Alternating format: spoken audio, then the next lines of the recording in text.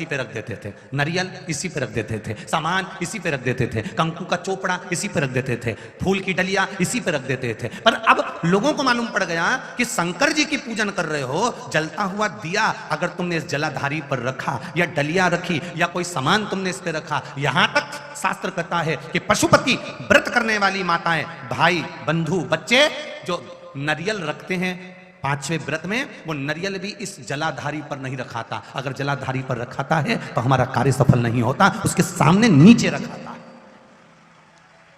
पशुपति व्रत करने के बाद भी कई लोग ऐसे होते हैं 11 रुपए नारियल लिए और इस जलाधारी पर, इस जो शिवलिंग रखा है और जो जलाधारी है, इस जलाधारी पर उन्होंने नारियल के समय, ना ना ना, आप पूरे परिवार की पूजन कर रही हो। ये पार्वती जी है, यहाँ गणेश जी, यहाँ कार्तिक है, बीच में अशोक सुंदरी, ऊपर से जो बूंद बूंद जल गिर रहा है वो जया, विषहरा, सामरीवारी, दौतली, देव, शंकर जी की 5 लड़कियां हैं। तुम्हें ज्ञात हो गया कि ये शिवलिंग है, तो तुमने जो जल रखा है, तुमने जो जल विराजमान करा है, तुमने जो जल चढ़ाया, केवल इसी पर नहीं, सब पर उस जल को चढ़ाया है, सब पर। तो जो दिया रख रहे हो, जो डलिया रख रहे हो, जो सामग्री रख रहे हो, वो थोड़ा दूर, अर्थात इस जलाधारी से वो दूर होना चाहिए, नीचे जमीन पर होना चाहिए, जिससे मेरे देवादिदेव महादेव अकेले को वो श्रीफल नहीं, तुमने उनके पूरे परिवार को श्रीफल प्रदान किया है। उसमें तुम्हारी चूक है,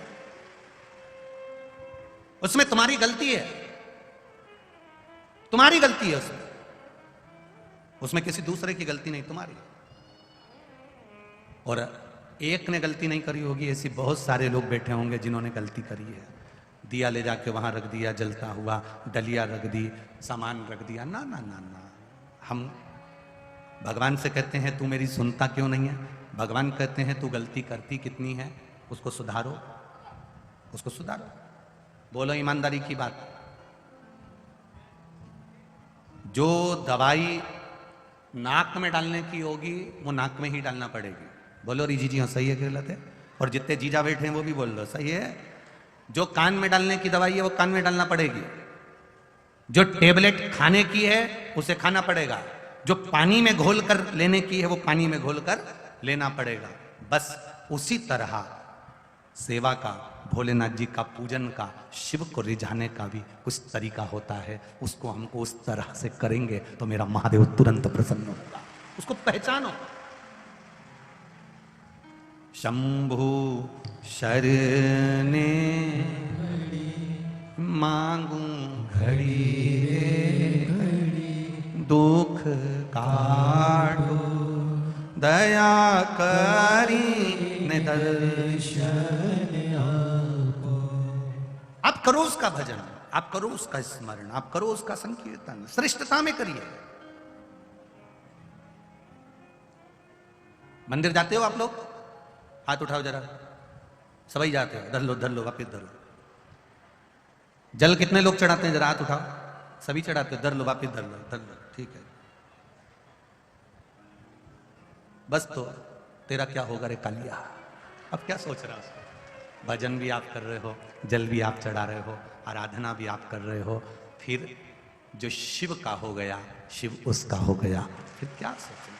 अकाल मृत्यु वो मरे जो काम करे चंडाल का, काल उसका क्या बिगाड़े जो भक्त हो महा। ये दम बनकर जन्म गया, ये राजा बनकर बैठ गया। 41 तरह के दीपों का महत्व वर्णन कर दिया। अब 2 बत्ती का महत्व आपको बताया। 1 बत्ती का महत्व आप जानते हैं, यूट्यूब पर फूल बत्ती का डला हुआ है, मौली बत्ती का डला हुआ है, लकड़ी का, तुलसी की लकड़ी का, बेल लकड़ी का, ये सब उसमें डले हुए हैं, आपने स्मरण करिएगा। अब जो आप लोगों ने देखा कि 108 बत्ती का उन्होंने दीप बनाया और गंगा जी के घाट पर, यमुना जी के घाट पर, या शिवालय में, देवालय में, कहीं हनुमान जी के मंदिर पर, कहीं राम जी के मंदिर में, कहीं कृष्ण के द्वार पर, कहीं पवित्र जगह पर, तीर्थ में उसको लगाया। तो दम की कथा कर रही है। कालिंग राज के राजा दम ने ये 108 बत्ती का दीप क्यों बनाया? आखिर इसको जरूरत क्या पड़ गई? अब आज के जमाने में आप कुछ भी करते हो ना तो लोगों को लगता है किसी ने बताया होगा तो कर रहे हैं। ना ना ना ना, आप कुछ कर रहे हो तो उसके पीछे कारण हो सकता है। आखिर 108 बत्ती, लंबी बत्ती बनाना, पतली पतली बत्ती बनाना, फिर उसको इकट्ठा करना, फिर धागे से लपेटना, घी में डुबोना, फिर दिए में लगाकर उसको जलाना, गंगा जी के घाट पर, यमुना जी के घाट पर, या कहीं पवित्र नदी के घाट पर, या किसी तीर्थ में जाकर उसको जलाना, उसका कारण क्या है? ये साधारण मंदिरों में उसको नहीं जलाते, वो तीर्थ में, पवित्र मंदिर में, कोई पुण्यवान बहुत प्राचीन, वहां उसको जलाए। उसका कारण क्या है? तो कहा, दम नाम के राजा का संवाद कहता है, कालिंग राज के उस नगर में जब चारों तरफ हाहाकार मच गया और दूसरे राज्यों ने आक्रमण करना प्रारंभ कर दिया, दूसरे राज्य जब आक्रमण कर रहा है,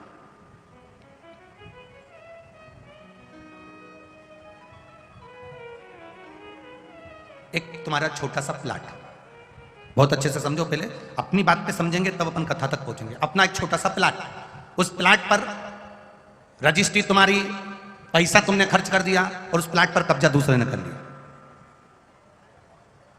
एक छोटी सी जगह, और छोटी सी जगह तुमने चलाते चलाते चलाते चलाते 8 साल हो गए, 10 साल हो गए, 10 साल में तुमने उसको जमा लिया, जमाते जमाते जमाते जमाते अब दूसरे को लगने लगा कि ये जगह मुझे मिलना चाहिए क्योंकि इस पे व्यापार अच्छा हो रहा है, इसमें कमाई अच्छी हो रही है, क्या करना चाहिए, ये जगह मेरी होना चाहिए। इधर से भी प्रेशर आया, इधर से भी प्रेशर आया, सामने से भी प्रेशर आया, चारों तरफ से जब आक्रमण होने लगता है हर जगह से, जैसे एक बीमारी व्यक्ति को है, एक छोटी सी बीमारी व्यक्ति को है, और वो छोटी सी बीमारी, अब डॉक्टर ने कह दिया हमको लग रहा है ये बीमारी छोटी नहीं है, ये बीमारी बड़ी हो सकती है, हो सकता है ये बीमारी और बड़ी हो। एक पत्र आया है, देखिए उस पत्र से अपन समझते हैं।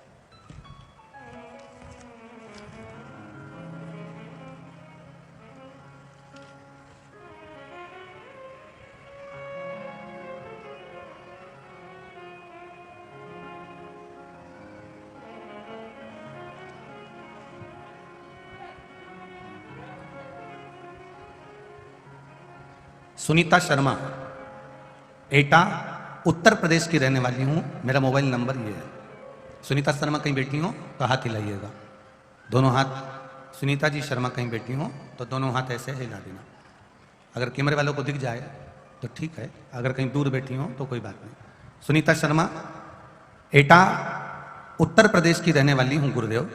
15/2/2023 को बाबा के धाम कुबेरेश्वर धाम आई थी, रुद्राक्ष नहीं मिल पाया था, पर मैं बाबा को प्रणाम कर कर आ गई थी गुरुदेव। 2000 डॉक्टर ने 4th स्टेज का कैंसर बोल दिया था गुरुदेव।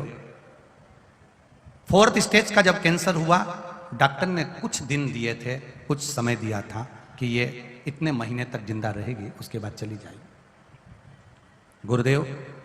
बचने की उम्मीद नहीं थी, डॉक्टर जवाब दे दिए थे घर में 2 बेटियां हैं गुरुदेव।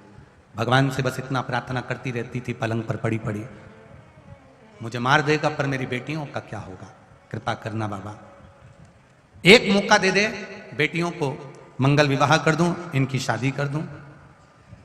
किसी की भी शादी नहीं हुई थी गुरुदेव, अगर मुझे उठा लेता तो इनका क्या होता। ऑपरेशन कराते कराते कैंसर का, घर की आर्थिक स्थिति भी बेकार हो गई थी। कैंसर एक जगह समाप्त होता, दूसरी जगह हो जाता, फिर ऑपरेशन करा, तभी आपकी कथा में आपने कह दिया 1 लोटा जल चढ़ाकर आचमन करना प्रारंभ करो। मैं आचमन भी करती और उसी को डालकर स्नान भी करती। बाबा की कृपा से बस एक ही प्रार्थना करती, कैसे भी मेरी बेटियों की जिंदगी बन जाए, तब तक रख ले। डॉक्टर ने 3 महीने दिए थे, आज 2020 से कथा सुनते सुनते, जल पीते पीते 2023 आ गया, बाबा ने मुझे बचा रखा। ये शिव तत्व है। और गुरुदेव, जो आर्थिक स्थिति खराब हुई थी, ऑपरेशन कराते कराते बाबा ने संभाला, बाबा ने मेरे घर में मेरी खुद की गाड़ी भी कर दी और व्यापार भी 4 गुना बढ़ा दिया। ये शिव तत्व है, औघड़ी। अब इसको समझें, एक बीमारी आ गई, दूसरी बीमारी ने आक्रमण करा, तीसरी बीमारी ने आक्रमण करा, अभी तक केवल शुगर थी, अब बीपी, थायराइड, ये वो सब ऊपर से आक्रमण करने लगे। अर्थात यहां अरिदम राजा के पुत्र दम का चरित्र कहता है कि दम ने जब देखा कि चारों तरफ से दूसरे आक्रमण करने लगे हैं, चारों तरफ से आक्रमण होने लगा, मैं बीच में फंस गया हूं, मेरा राज्य छोटा सा है, यहां कौन, मेरे पास इतनी सेना नहीं है, क्या करूंगा। चारों तरफ से जब आक्रमण चालू हुआ, तब दम राजा ने अपने नगरवासियों से कह दिया 108 बाती का दीप जलाओ और महादेव के नाम से महादेव के मंदिर में लगाना प्रारंभ करो। चारों तरफ जब दीप लगना प्रारंभ हो गए, उस दीप की जब गंध गई, जब इतनी सारी बत्ती जलती है तो उसमें से कालोच उड़ती है। करें दर्शन, अरे बोलो जम के। जब बत्ती जलती, इतनी बत्ती जलेगी तो उसकी कालोच उड़ेगी। वो कालोच जब उड़कर चली तो काल अधिपति स्वयं मंदिर से बाहर निकलकर सारी सेना का संहार कर रहा। तब उस 108 बाती की महत्वता को दम राजा से लिया। अब दुनिया के लोग उसको समझें जरा अच्छे से कि 108 बाती लगती कहां है।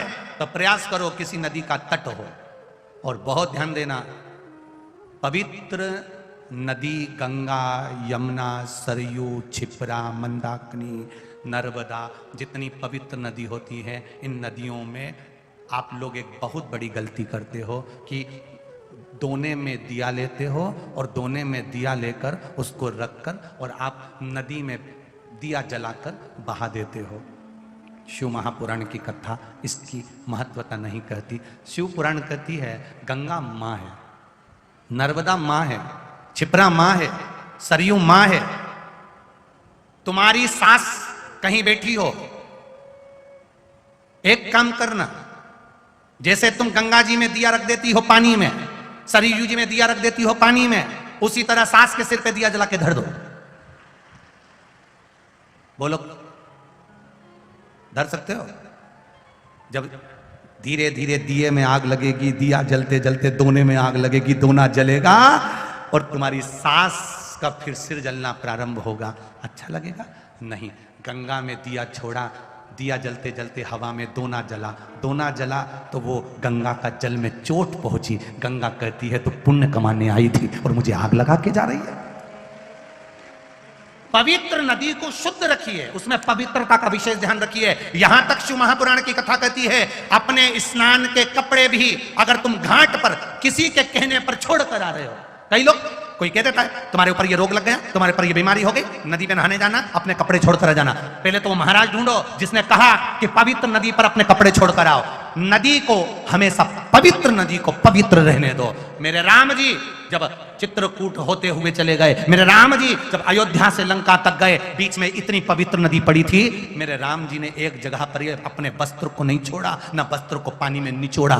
मेरे राम जी ने स्नान करा, स्नान कर कर पानी ले जाकर दूर अपने वस्त्र को निचोड़ा, कहीं ये मेरे वस्त्र का पानी पवित्र नदी में ना चले जाए। वो मेरे राम थे जो मार्ग बताते जा रहे थे। और आज के जमाने में लोग, एक जनी ने दिया जला के छोड़ा, बड़ी खुश हुई, वो भेरिया वो भेरिया वो भेरिया वो भेरिया वो भेरिया इतनी दूर तक चले गया। अब गंगा जी ने भी कह दिया अब की तो आ गई, अगली बार आ। जब पढ़ा, नाम पढ़ते से ही 3 जन्म का ज्ञान इसको था। शंकर जी के मंदिर से नैवेद्य चुरा कर पाया था, मर गया था, शिवालय गया, वहां से छूटा। छूटने के बाद दम राजा बना, दम राजा के वन में विशर्वा जी का पुत्र बेशर्वा बना। अब बेशर्वा बन गया, शिव जी की आराधना में फिर डूब गए, शिव आराधना में वापस डूबा। और वैशर्वा जब शिव आराधना में डूब जाते हैं, इतने डूबते कि भगवान देवादिदेव महादेव जो वैशर्वा जी को देखते रहते कि कितनी आराधना कर रहा है, सब कुछ छोड़ दिया। शरीर में केवल अस्थियां बची है, मांस समाप्त हो चुका है, कुछ नहीं बचा। वैशर्वा के पास में, वैशर्वा ऋषि के पुत्र के शरीर में मांस समाप्त हो गया, केवल पिंजरा शरीर का अस्थियों का बच्चा है। महाराज, दुनिया के लोग कहते हैं कि रावण असुर था, राक्षस था, फिर उसको ये इतना सोने का महल, उसको इतना सोने का नगर, सोने का महल, सोने की सत्ता, सोने की लंका कैसे प्राप्त हुआ, कैसे मिले? ध्यान दें, जब रावण असुर प्रवृत्ति का है, कष्ट दे रहा है, तकलीफ दे रहा है, लोगों को मार रहा है, संतों को, साधुओं को, ब्राह्मण जन को, गुरुजन को जब तकलीफ दे रहा है, तो फिर इतना, इसके पास में इतना सारा गोल्ड, इतना सोना, इतना वैभव, उसके पास कैसे आ गया? बहुत ध्यान से सुनना। नवनिधि शिव महापुराण की कथा चल रही है। इसके बाद में आज तो ये कथा 2 बजे से 5 बजे तक हो रही है, पर कल ये कथा यहाँ ग्रेटर नोएडा में सुबह 9 बजे से 12 बजे तक होगी। टीवी पर 2 बजे से 5 बजे तक ही आएगी। कल कथा का विराम हो जाएगा। फिर 24 तारीख से शिव महापुराण की कथा 5 दिन की 28 तारीख तक कोटेश्वर धाम बदनावर मध्य प्रदेश में प्रारंभ हो जाएगी। कथा का समय यही 2 बजे से 5 बजे रहेगा, जिसमें पंच पुष्प की महत्वता को, जो शिव जी पर 5 फूल चढ़ते हैं उसकी महत्वता को हम जानेंगे। उसमें से एक पुष्प की महत्वता आपको बता चुके हैं। कौन सा पुष्प? बोलो, जम के बोलो। शमी के पुष्प की महत्वता आपको बता दी। अब उसमें शमी के पुष्प के साथ में जो 4 पुष्प और हैं उनका व्याख्यान वर्णन अपन वो 24 तारीख से 5 दिन की कथा में उसको करेंगे। शिव महापुराण की कथा कर रही। लंकाधिपति रावण के पास में इतना वैभव कैसे आ गया? इतना धन कैसे आ गया? इतनी सत्ता कैसे आ गई? इतना बल कैसे आ गया? कारण क्या है? तो एक शिव महापुराण का ये चरित्र अपने जीवन में याद रखना। घर में अगर कोई शांत हो जाता है तो पूरे परिवार में सूतक लग जाता है। अगर एक घर में अगर एक कुछ गमी हो जाए तो पूरे परिवार में सूतक लग जाता है। उसी तरह शिव पुराण कहती है, घर में अगर एक भगवान शंकर की आराधना करने वाला हो जाए तो पूरे घर में वैभव की कमी नहीं हो पाती। रावण को ये सत्ता मिल रही है, रावण को ये वैभव मिल रहा है। अब विशर्वा ऋषि के ही पुत्र हैं लंकाधिपति रावण, और विशर्वा ऋषि के ही पुत्र हैं वेशर्वा। तो रावण को इतनी सत्ता कैसे मिल रही है? रावण को इतना वैभव कैसे मिल रहा है? उन घर में अगर कोई एक भी, फिर ध्यान से सुनना, उज्जैन के ऋण मुक्तेश्वर मंदिर की दीवार पर पत्थर पे अंकित शिव महापुराण की एक लाइन लिखी हुई है। वो अपने जीवन में कभी आप उज्जैन जाएं तो ऋण मुक्तेश्वर मंदिर में दर्शन करिएगा। वहां लिखा है, शिव को जल चढ़ाने वाला, शिव महापुराण की कथा सुनने वाला, शंकर का भजन करने वाला, शिव का गुणगान करने वाला, शिव का पंचाक्षर षडाक्षर स्मरण करने वाला, शिव तत्व के जानने वाला, शंकर के मंदिर तक जाने वाला, शिव महापुराण की कथा श्रवण करने वाला, कराने वाला, बांचने वाला, सुनने वाला, दूसरे को कहने वाला, अगर कोई भूल से भी शिव महापुराण की कथा में पहुंच जाता है तो ऋण मुक्तेश्वर मंदिर उज्जैनी अवंतिकापुरी का वो दीवार लिखी हुई कहती है, जो पत्थर से अंकित है, कहती है कि शिव महापुराण की कथा 7 पीढ़ी को नहीं, शंकर की आराधना 7 पीढ़ी को नहीं 71 पीढ़ी को तार देती है। यहां 7 पीढ़ी का तो भ्रम ही हटा दीजिए, यहां 7 पीढ़ी का भ्रम समाप्त कर दीजिए। यहां 71 पीढ़ी, 1-2 पीढ़ी की बात ही नहीं है, 2-4-8 पीढ़ी की तो कोई संवाद ही नहीं है हमारा। 71 पीढ़ी अवंतिका कर रही है, 71।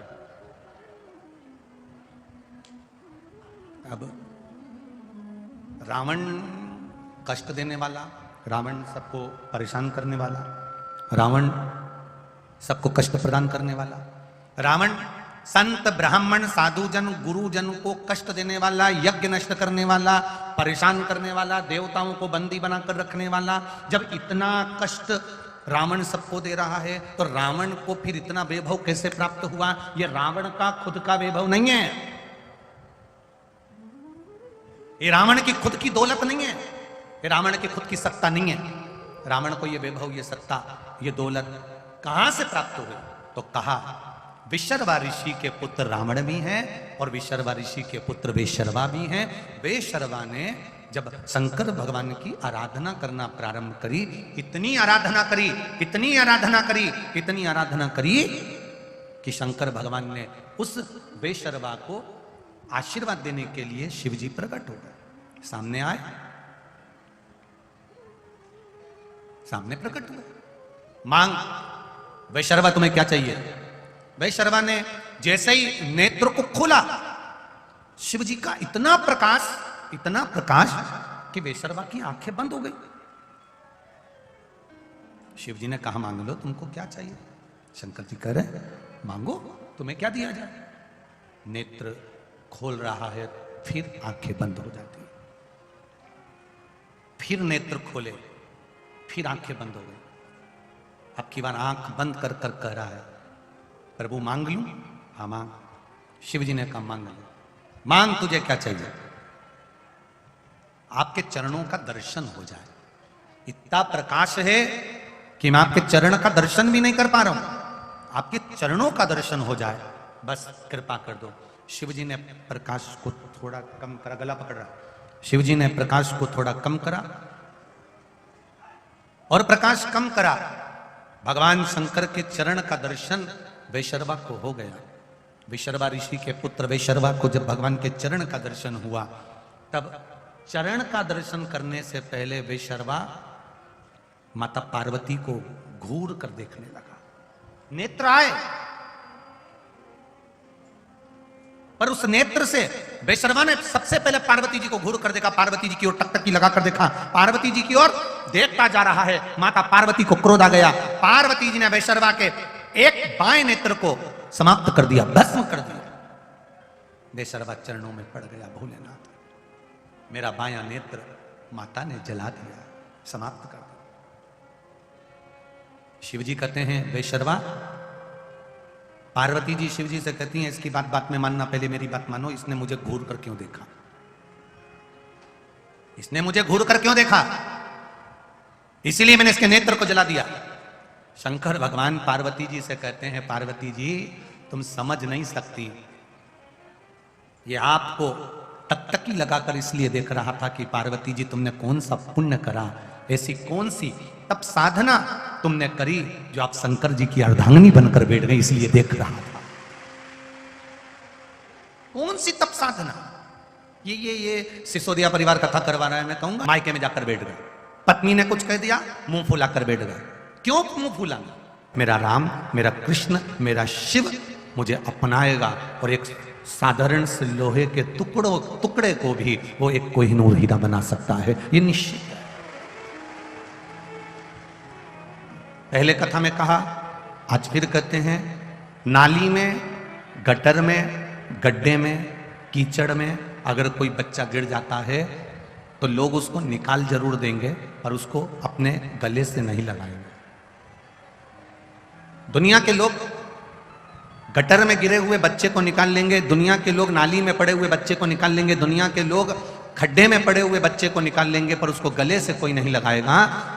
गले से अगर बच्चा कितना भी गंदा हो गया हो, गटर में गिर गया, नाली में गिर गया, खड्डे में गिर गया, कितना भी गंदा हो गया हो, उस बच्चे को अगर गले से लगाती है तो या तो उसकी माँ लगाती है या उसका पिता लगाता है, इसके सिवाय कोई। उसी तरह जैसे गटर में गिरे हुए बच्चे को माँ और पिता अपने गले से लगाते हैं, उसी तरह कहीं काम में, कहीं लोभ में, कहीं आसक्ति में, कहीं वासना में, कहीं तृष्णा में, कहीं मोह में, कहीं लोभ में, कहीं काम में, कहीं गलत विचारों में डूबे हुए मनुष्य जब भगवान के पास में जाता है, भोलेनाथ के मंदिर में एक लोटा जल चढ़ाने जाता है, जब कहीं शिव महापुराण की कथा में पहुंच पाता है, जब कहीं परमात्मा की भक्ति में पहुंच पाता है, तो ये तो लोभ में, ये आसक्ति में, तृष्णा में, ये वासना में, ये आसक्तियों में इतना कीचड़ में फंसा हुआ होता है, इसके बाद भी मेरा देवाधिदेव महादेव उसको अपने गले से लगा ही लेता है। माता और पिता अपने बच्चे को भले वो नाली में पड़ा हो, गटर में पड़ा हो, अपने बच्चे को गले से लगाते हैं, उसी तरह परमात्मा भी लगाता है। महाराज गोस्वामी तुलसीदास जी जब जन्म लिए तो गोस्वामी तुलसीदास जी के जन्म लेंगे तो उनके प्राण छूटेंगे। अब जो मां ने बेटे को हृदय से लगाया, कुछ समय के बाद मां शांत हो गई। पिता ने उस बच्चे को देखा, संभाला तो पिता शांत हो गए। मुनिया बाई को लगा कि इस बच्चे को कहां फेंकूंगी, ब्राह्मण की संतान है, इसको मैं पाल लेती हूं, तो मुनिया बाई भी शांत हो गई।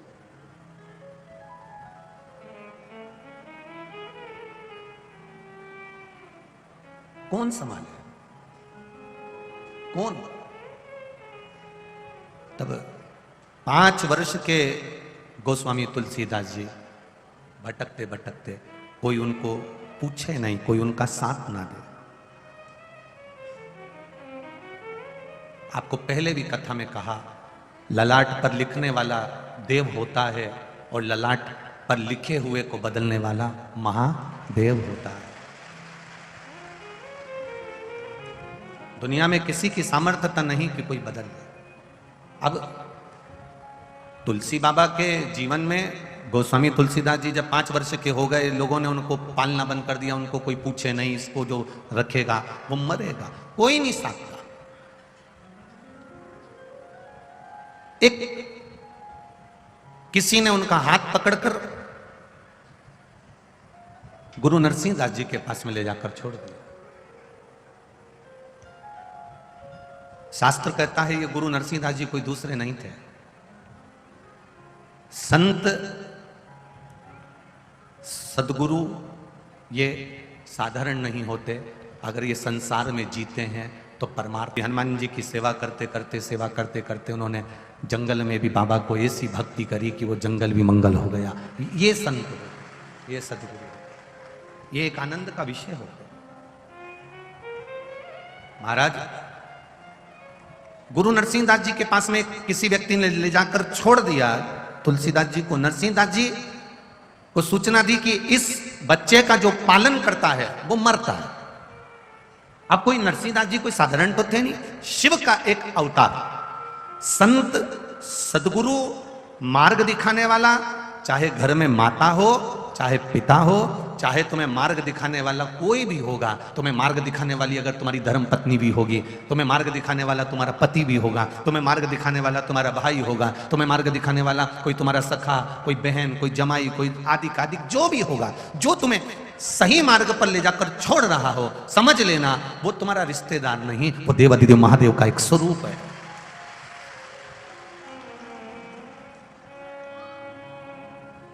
केवल मेरे देवाधिदेव महादेव ने विष नहीं पिया, विष पीने वाले एक और है, वो है आपके घर में रहने वाले आपके माता पिता। वो भी दिन रात विष पीते हैं। जैसे महादेव विष पीते हैं, वो भी रोज विष पीते हैं। किसी ने कुछ कह दिया, उन्होंने सुन लिया, किसी ने कुछ बोल दिया, उन्होंने सुन लिया। ये एक जहर पीना एक साधारण सी बात है, पर दुनिया के ताने सुनकर उसको निकल जाना ये एक बड़ी विशेष बात है, बड़ी विशेष। केवल साधारण सा विष पी लेना एक अलग बात हो जाती है, पर ये दुनिया के ताने, अपशब्द, गालियां, आड़ा टेढ़ा कोई कहे और उसको कोई पी ले, इसमें कोई एक आनंद की अनुभूति हो, ये शिव ही कर सकता है। शिव के सिवा कुछ, ये देवाधिदेव महादेव ही कर सकते हैं, उनके सिवा कोई। शिव कथा कह रहे हैं। अब गुरु जी के पास में ले जाकर छोड़ दिया। गुरु जी कौन? शिव के अवतार, शंकर का एक स्वरूप श्री नरसिंह दास जी। उन्होंने पकड़ लिया। लोग कह रहे हैं कि इसका मुख जो देखता है, इसका साथ जो देता है, वो मर जाता है। कई लोग कह रहे हैं यह भागा है। एक नगर में एक राजा रहता था, उस नगर में एक व्यक्ति रहता था, उसका मुख जो दिखता था, उसको दिन भर खाने को कुछ नहीं मिलता था। लोग कहते थे यह भागा है, यह भाग्यविहीन है, यह भागा है, यह भाग्यविहीन है। दुनिया के लोग कहते हैं कि इसके भाग्य में, इसका मुख जो देखेगा, ये मुंह बेकार है, इसका जो मुख देखता है वो उसको खाने को नहीं मिलता। राजा के पास सूचना मिली। राजा ने कहा ऐसा हो नहीं सकता। क्या संसार में कोई ऐसे लोग होते हैं कि जिसका मुंह देखो तो खाने को नहीं मिलता, दिन भर भूखे देना पड़ता है? हाँ महाराज, ऐसे भी होते हैं। राजा ने कहा बुलाओ उसको, आज सुबह से मैं उसका मुंह देखूंगा। उसको रात भर मेरे भवन में सुलाओ, सुबह उठूंगा मैं उसका मुंह देखूंगा। राजा के भवन में उसको सुलाया। राजा उठा, उठते से उस व्यक्ति का मुंह देखा। मुंह देखने के बाद राजा अपने काम में लग गया। राजा जब अपने काम में लग गया, इतना काम करता रहा, इतना काम करता रहा, रानी ने 4 बार खबर करवाई, भोजन कर लो, आता हूं, भोजन कर लो, आता हूं। सुबह से लेकर शाम हो गई, रात हो गई, राजा को एक निवाला खाने को नहीं मिला। इतनी व्यस्तता हो गई, इतनी व्यस्तता हो गई, इतने काम में लग गया कि एक निवाला तक नहीं खा पा रहा। जब निवाला नहीं खाया, राजा को क्रोध आ गया। रात्रि कोई उसने सभा बुलाई और सभा में कहा, इस खोड़ले का मैंने मुंह देखा तो मुझे दिन भर खाने को कुछ नहीं मिला। सही में हमारे राज्य में खोड़ला है, मुंह देखो तो सुबह से खाने को नहीं मिलता। एक काम करो, इसको फांसी की सजा दे दो, ले जाओ, इसको फांसी की सजा दो। उस व्यक्ति को ले जाने लगे दूत, हंसने लगा वो ठहाके लगाकर, खूब मुस्कुराने लगा ठहाके लगाकर, खूब हंसने लगा ठहाके लगाकर। राजा ने रोका, रुक, तू हंस क्यों रहा है, तेरा हंसने का कारण क्या है? उसने कहा, महाराज आप मुझे खोड़ला कह रहे हो, पर देखा जाए तो आपसे बड़ा दुनिया में कोई खोड़ला नहीं होगा। राजा ने कहा, तो मुझे खोड़ला कर रहा है? हाँ, आप मुझे खोड़ला कर रहे हो, अगर देखा जाए तो आपसे बड़ा दुनिया में कोई खोड़ला नहीं होगा महाराज, क्योंकि मैंने सुबह से आपका मुंह देखा था और मुझे फांसी की सजा मिल रही है। आपसे बड़ा दुनिया में कोई खोड़ला नहीं है।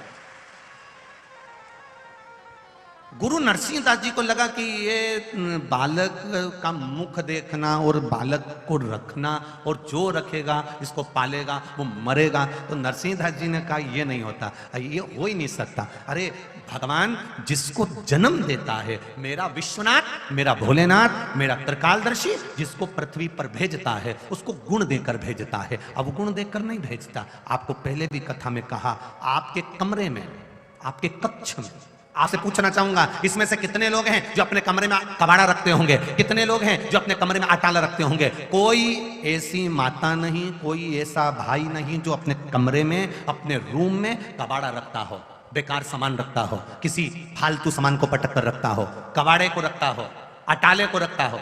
अटाला रखने के लिए, कबाड़ा रखने के लिए अलग से एक रूम बनाया जाता है, अलग से उसको पटक दिया जाता है। कोई अपने कमरे में अटाला नहीं रखता, कबाड़ा नहीं रखता। जब तुम अपने कमरे में अटाला नहीं रखते, कबाड़ा नहीं रखते, तो ब्रह्मलोक ब्रह्मा का है, वैकुंठ लोक मेरे विष्णु भगवान का है, और ये मृत्यु लोक मेरे महादेव का है। तो यहां भी वो अटाला नहीं रखता, वो अच्छी कीमती चीजें रखता। जब ये पूरी पृथ्वी मेरे महादेव की है, मृत्यु लोक मेरे महादेव का है, तो इस पृथ्वी पर वो कबाड़ा क्यों रखेगा, वो अटाला क्यों रखेगा? मृत्यु लोक में भगवान उसी को जन्म देता है जिसके अंदर कुछ गुण होता है, जिसके अंदर कुछ कीमत होती है, जिसके अंदर एक आनंद की अनुभूति होती है, जिससे वो प्रयोग कर सकता है और अपने जीवन को सार्थक बना सकता है। आप पृथ्वी पर जन्म लिए हो, मृत्यु लोक में आपका जन्म हुआ है। पृथ्वी पर अगर आप जन्मे हो तो समझ लेना कि आप बहुत किस्मत वाले हो और कीमत वाले हो, जिसको महादेव ने आपको पृथ्वी पर रखा है। कीमत वाले को और किस्मत वाले को भगवान पृथ्वी पर रखता है। जिसकी किस्मत ही नहीं है, जिसकी कोई कीमत ही नहीं है, भगवान उसको रखता ही नहीं, मां के गर्भ में ही उसको शांत कर देता, माता के गर्भ में से ही निकलने नहीं देता, वो मर गया। नरसिंहदास जी ने कहा, चिंता मत करो, अभी तक इसको इंसान पाल रहे थे, मनुष्य पाल रहा था, अब इसको महादेव पाल रहा है, अब नहीं मरे। बहुत दुखी हो जाओ, बहुत तकलीफ में आ जाओ, बहुत कष्ट में अगर तुम्हारी जिंदगी निकल रही है, तो समझ लेना अभी तक आपको मनुष्य पाल रहा था, अब आप शिव जी के मंदिर में अगर 1 लोटा जल चढ़ाने के लिए जा रहे हो, तो ये विश्वास मानना कि अब तुम्हें महादेव पालेगा, अब तुम दुखी नहीं रहोगे। आप शिव के मंदिर तक, आप शिवालय तक 1 लोटा जल चढ़ाने के लिए जा रहे हो, शंकर की चौखट पर पहुंच रहे हो, शिव के पास अगर आप पहुंच रहे हो, तो ये अंदाजा आपकी जिंदगी में होना चाहिए कि अब तुम्हें पालने वाला कोई दूसरा नहीं, अब तुम अभागे नहीं, अब तुम्हें सोचना नहीं, अब तुम्हें रोना नहीं, अब तुम्हें महादेव पर जो जल चढ़ाया है, जिस हाथ से तुमने कलश पकड़ा, लोटा पकड़ा और उससे जल चढ़ाया, तुम्हारा वो हाथ अब महादेव ने पकड़ कर रख लिया है। अब तुम्हें डूबना नहीं है, अब वो पकड़कर साध लेगा, वो साथ देगा। कई लोग कहते हैं, गुरुजी शंकर जी की आराधना में, शिव जी के मंदिर में, कथा में हमारा मन नहीं लगता। हम उनसे कहते हैं, तुम्हारा मन तुम्हारी बीवी में तो लगता, बोलो लगता कि नहीं लगता? अरे बोलो जम के, लगता। तुम्हारा मन तुम्हारे बच्चों में तो लगता, तुम्हारा मन तुम्हारी दुकान में तो लगता, तुम्हारा मन तुम्हारी गाड़ी में तो लगता, तुम्हारा मन तुम्हारे सोफा सेट पे तो लगता, तुम्हारा मन तुम्हारे घर में तो लगता, तो फिर भोलेनाथ में क्यों नहीं लगता? जैसे पत्नी नहीं आई और तुमने उसको समय देना प्रारंभ करा, समय देना प्रारंभ करा तो तुम्हारा मन उसमें लगा। उसी तरह महादेव को समय दोगे तो उसमें भी लगना प्रारंभ होगा। बच्चे ने जन्म लिया, बच्चे को तुमने गोदी में लिया, उसको थोड़ा समय दिया। कहीं कहीं पिता अपने पुत्र को समय नहीं देता तो पुत्र भी पिता की गोद में जाते से रोने लगता है, क्योंकि समय नहीं दिया। अगर पिता ने पुत्र को समय दिया है तो पुत्र में उसका मन लगेगा और पुत्र का मन पिता में लगेगा। पत्नी को समय दिया है तो पत्नी में मन लगेगा और पत्नी का मन भी पति में लगेगा। भाई को समय दिया है तो भाई का मन भाई में लगेगा और भाई का मन भाई में लगेगा। तुमने समय दिया कहां है? तुम तो मंदिर जाते हो केवल सिर की उतारने के लिए जाते हो कि एक लोटा जल चढ़ाना है, बस जल चढ़ाया, उन्हें धड़ धड़ धड़ धड़ धड़ धड़ धड़ भागे और सारे दुनिया भर का काम लेकर गए। आलू भी खरीदना है, टमाटर भी खरीदना है, ये भी खरीदना, वो भी खरीदना है। भगवान के मंदिर तो कम गए थे, मार्केट करने ज्यादा गए थे कि वहां जा रहे हैं तो जल चढ़ा के आ जाएंगे। एक सिर की उतारी है केवल। कई लोग तो घर में भी यही करते हैं। क्या कर रहे हो? तो कहा बस पूजन कर रहे हैं। पूजन कर रहे हो? हाँ, क्यों कर रहे हो? हमारे दादाजी करते थे, 2 अगरबत्ती वो दुकान पर आके अगरबत्ती लगाते थे तो हमने भी लगाना चालू कर दी। हमारे दादाजी दुकान पे आके झाड़ू लगाते थे तो हमने भी लगाना चालू कर दी। हमारे दादाजी ऐसा करते थे तो हमने भी ऐसा करना चालू कर दिया। कभी विचार करो, अभी तक हम यही कर रहे थे। आंवले के पेड़ की पूजन क्यों करते हो? हमारी सास करती थी। पीपल के पेड़ की पूजन क्यों करते हो? हमारी सास करती थी। तुम समझो तो सही कि तुम क्यों कर रहे हो, उसका कारण क्या है? क्यों शंकर के मंदिर में लोग नहीं जान पाते थे? पहले शिव जी के मंदिर में गए, जल चढ़ाया, आ गए। अब लोगों को समझ में आ गया अशोक सुंदरी की जगह कौन सी है। समझ में आया कि नहीं आया? अब लोगों को समझ में आ गया गणेश जी का स्थान कौन सा है। अब लोगों को समझ में आ गया कार्तिकेय का स्थान कौन सा है। अब लोगों को समझ में आ गया कि जो शिवलिंग शंकर भगवान का शिवलिंग जहां रखा रहता है ये जलाधारी नहीं है, ये क्या है? माता पार्वती जी का हस्त कमल है। तो लोगों को समझ में आ गया कि ये जलाधारी नहीं है, ये माता पार्वती जी का हस्त कमल है। से विनती करने के लिए तब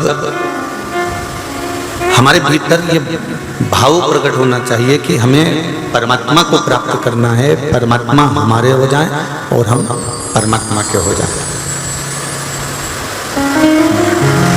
और कुछ दूसरा हमें प्राप्त करना ही नहीं है, और कुछ दूसरा हमें चाहिए ही नहीं। कैसे भी एक बार परमात्मा की अविरल भक्ति हमें प्राप्त हो जाए, परमात्मा की अविरल भक्ति हमें मिल जाए, किसी भी रूप में मिले और कैसे भी प्राप्त हो, किस तरह से भी वो मिल जाए और मिले।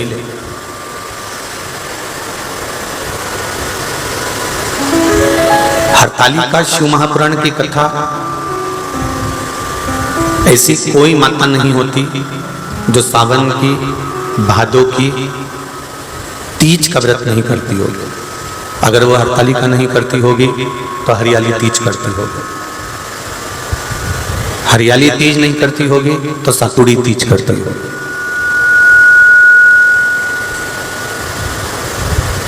निमाड़ी की पूजन करना, सत्तू बनाना, फिर उसको पिंडा बनाकर पूजना।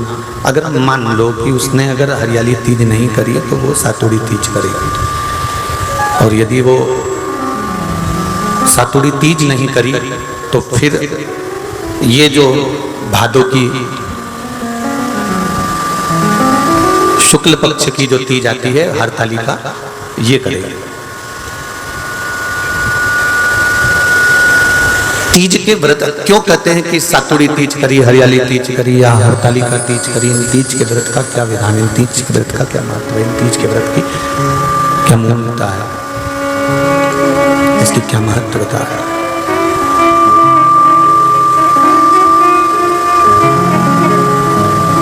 तीज के व्रत में ब्रह्मा, विष्णु और महेश, इन तीनों की जो देवियां हैं, ब्रह्माणी, लक्ष्मी और पार्वती, थोड़ा ध्यान लगाकर सुनना। हरतालिका तीज शिव महापुराण की कथा ही नहीं है। आप जो तीज करते हो, हरियाली करो चाहे सातुड़ी करो, उस तीज की महत्वता क्या है, इस हिंगोली की शिव महापुराण की कथा में अपने को समझना है कि उसकी मूल तत्वता, उसकी महत्वता है क्या, उसका महत्व क्या है।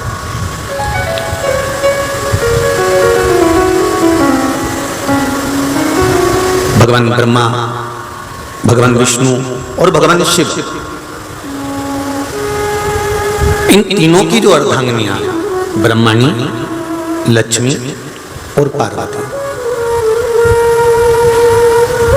इन तीनों ने तप कर कर, साधना कर कर ब्रह्मदेव को, भगवान विष्णु को और भगवान शंकर को प्राप्त किया।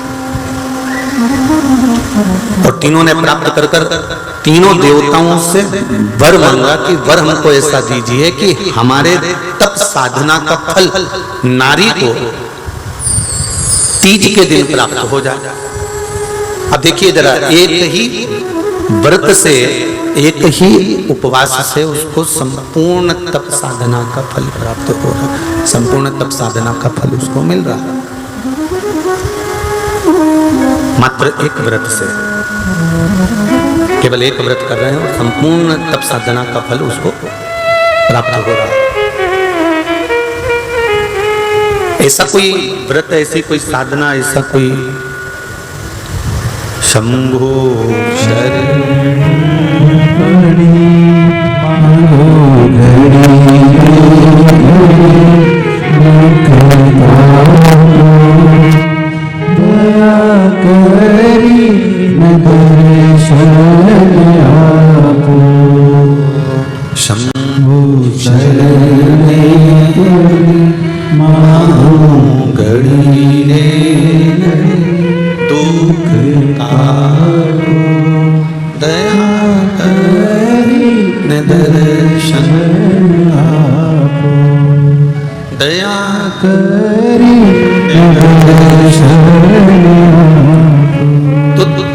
ब्रह्माणी ने ब्रह्मदेव से मांगा, लक्ष्मी जी ने भगवान विष्णु से मांगा, पार्वती जी ने भगवान शिव से मांगा कि ऐसा वर दे दीजिए जिस वर से एक ही व्रत करने से संपूर्ण फल की प्राप्ति हो जाए, संपूर्ण फल मिल जाए। ऐसा एक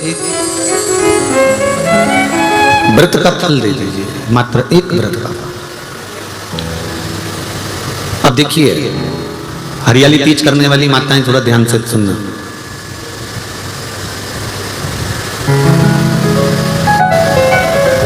हरियाली तीज जब माताएं करती हैं तो एक हरियाली तीज, एक गणगौर की तीज,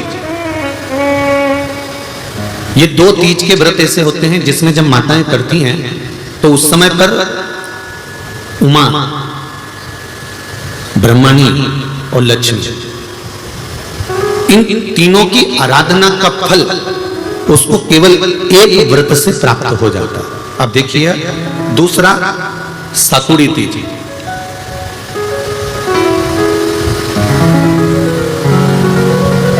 इसमें उमा और महेश्वर, उमा और महेश, ब्रह्माणी और लक्ष्मी, इन चार के व्रत तप का फल एक साथ साकुड़ी तीज के दिन प्राप्त हो जाता है। अब एक आती है हरतालिका तीज। आप लोग करते हो हरतालिका? यहाँ लोग करते कि नहीं करते? करते हैं यहाँ पे हरतालिका? कौन कौन करता है? जरा हाथ उठाओ तो जरा। अरे सभी करते हो, रखो रखो, बहुत बढ़िया, बहुत अच्छी बात। एक आती है हरतालिका तीज। इस तीज का व्रत माता पार्वती बेल वृक्ष के आनंद के साथ में फुलेरा बनाकर करती है, और जिसमें इस हरतालिका में माता पार्वती जी के जितने जन्म पहले हुए हैं, माता पार्वती का जन्म तो 52वें नंबर का, 52 नंबर पे माता पार्वती का जन्म है।